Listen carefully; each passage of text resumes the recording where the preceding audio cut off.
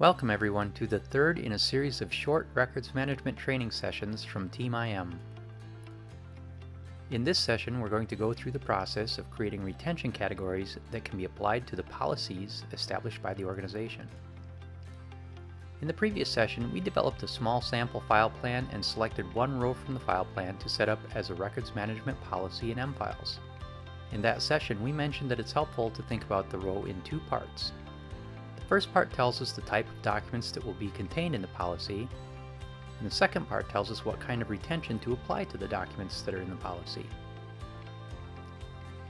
In M-Files, when we create a policy, we use classes and triggers properties to determine which documents will be included in the policy. We also selected a retention category which dictates which retention will be applied to the documents that belong to the policy. With just those three properties set, Records Management in M-Files will automatically assign retention to all documents across the system that qualify. There's no opportunity for a document to slip through the cracks because it's in the wrong folder. Folders don't matter in a modern electronic records management system. Today we're going to shift our focus from what we include in the policy to how we assign retention. We're going to take a closer look at a retention category and the events that a retention category schedules. As we build out the file plan, we'll quickly realize that even though there may be hundreds of rows that specify different types of documents for various departments, some common patterns or categories of retention start to appear. In our simple example, we can see how the budget and audit are both using the same retention category of 5 years after the obsolete date. In this case, both documents belong to the finance department. But we can also see examples of documents from manufacturing, engineering, and shipping sharing the same retention category of 30 days after shipment. In real implementation, it's common to have far more policies than retention categories. Before we move on to configuring records management in M-Files, we need to once again expand our file plan because it's missing a critical piece of information. Specifically, we don't know what we're supposed to do with these documents.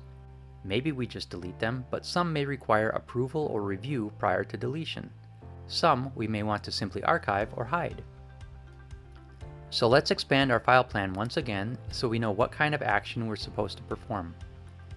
When setting up categories of retention, ultimately we need to know three important pieces of information. After what event, how long do we wait, and what do we do? Using the invoice as our example, after the invoice is created, we wait 7 years, and now our latest piece of information tells us that we delete the invoice. You can see in some cases we may want to review the file prior to deletion, or perhaps we want to have someone approve the file for deletion, then archive it for 30 days before we finally delete it. Once we have added the action column to our file plan, we are finally ready to go into M-Files and configure records management to match the information. Configuring records management starts with the type of event we need records management to schedule.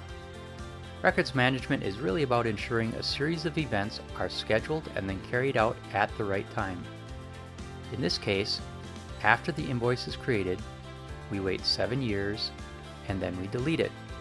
To schedule and execute this type of event, we need to configure it in M-Files. Specifically, we need to create an event group template. An event group template is a configuration that determines what activities will take place in our records management implementation. Event group templates are used by retention categories to schedule actions on the system and are often reused across many different document types. Taking a closer look, we can see the three pieces of information from above represented in the event group template configurations. So let's look at this in more detail. Event template names are free text fields but should answer the questions of what causes this to happen, how long do we have to wait, and what do we do. We recommend using names that are easy to interpret, such as the one we've created here. The trigger is used to answer the question of what causes this to happen. There can be a single trigger like we have here, or combinations of triggers where multiple conditions must be true before we start the retention process. In this case, the triggering criteria is that the date created is less than or equal to the current date. This means we start retention from the moment this file was created. We'll cover triggers in more depth in the advanced configuration video. The period tells us how long we will wait before we perform the action. Periods can be set for any number of days, weeks, months, years, or even fiscal years. In this case, we're waiting 7 years. Finally, we have to configure what we want to do once we reach the 7-year mark. In this case, we want to delete and destroy the file, which is one of the built-in direct actions that can be performed against files.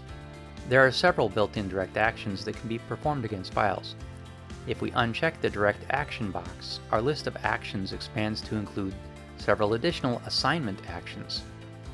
These actions and direct actions are explained in detail in the documentation and shown in some of the sample configuration videos.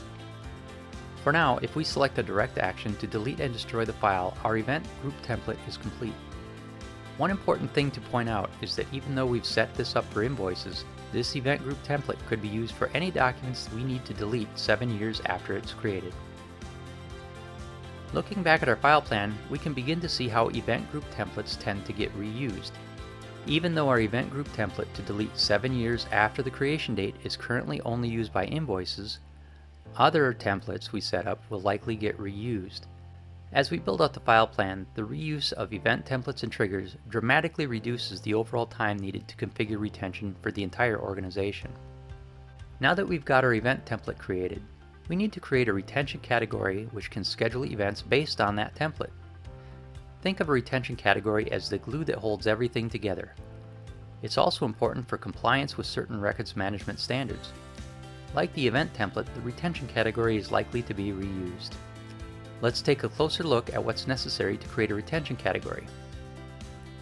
The retention category ID uniquely identifies the retention category and is often required to comply with standards. It's just a number, and we recommend giving some thought to how you will number your retention categories. For example, you might have numbers that correspond to departments, so all finance retention categories are 0 through 100, HR is 101 to 200, etc. Or you might use numbers to align with types of retention, so all retention that is automatically deleting documents is 100 to 1000, everything that requires approval is over 1000. Or you might decide that the ID isn't important at all and you just set up mfiles to automatically assign and increment a number.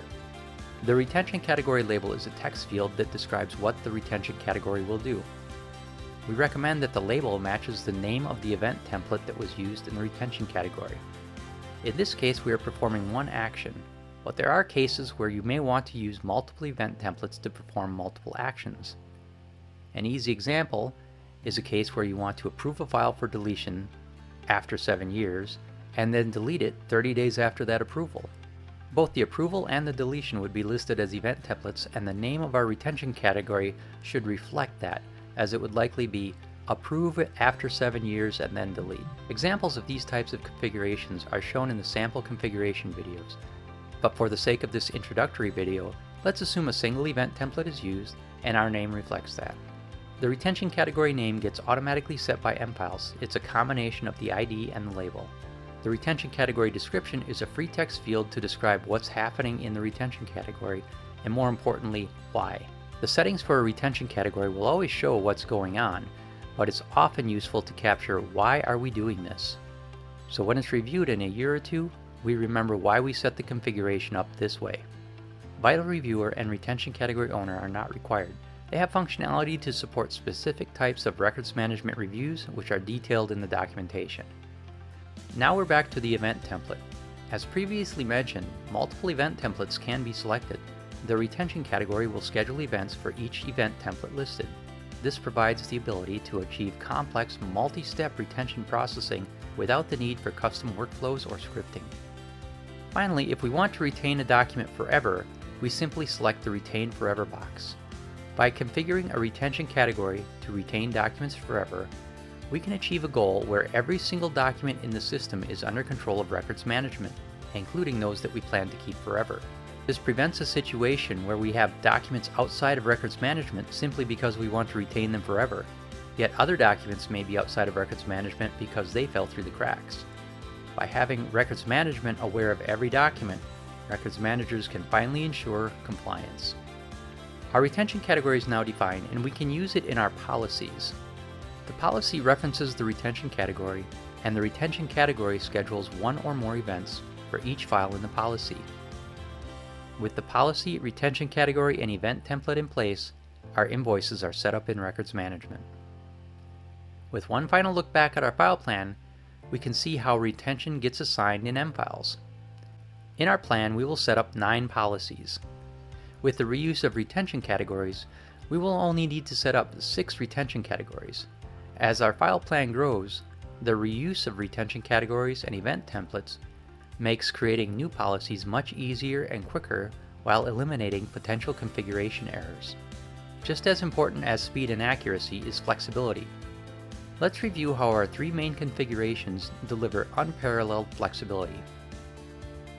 Event templates provide the ability to respond to any metadata values on the system and come with a set of common records management activities built in. The activities can also be expanded using standard M-Files workflows. The retention categories ensure compliance with various records management standards and allow any combination of events to be scheduled for a file. And the policies provide an easy way to group any documents and objects on the system together for retention based on metadata defined in the M-Files. Working together, these 3 simple configurations give a records manager complete control over how retention is assigned to their files. In our next session in this series of Introduction to Records Management videos, we'll explore some more advanced configuration capabilities. Thank you for watching, and we'll see you in the next session. We look forward to helping you on your records management and compliance adventure. If you'd like more information about how your organization can benefit from a modern electronic records management implementation, please contact Team IM.